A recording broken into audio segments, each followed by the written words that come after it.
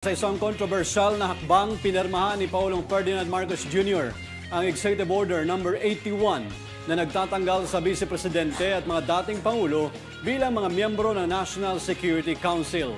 Ang reorganisasyon na layuning matyak ang adaptability ng NSC sa mga nagbabagong hamon ay nagsimula ng usapin tungkol sa relasyon ng Pangulo at Vice Presidente Sara Duterte na isang paunahing posisyon sa gobyerno. Ayon sa EO na nilagdaan noong Disyembre 30, 2024, ang NSC ay magiging eksklusibong binubuo na lamang ng mga pangunahing mambabatas, mga miyembro ng gabinete at ilang iba pang opisyal mula sa pamahalaan.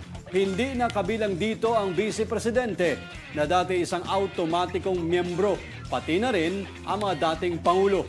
Samantalang pinapalakas nito ang papel ng mga pangunahing mambabatas at mga kalihim ng gobyerno. Marami ang nagtatanong kung ano ang epekto ng pagtanggal sa Vice Presidente sa kabuuang operasyon at ugnayan sa loob ng pamahalaan. Ang desisyong ito ay nagbigay ng malalim na senyales na mayroong mga malalaking pagbabago sa dynamics ng Administrasyong Marcos, pati na rin sa relasyon ng Pangulo at ng ikalawang pinakamataas na opisyal ng bansa.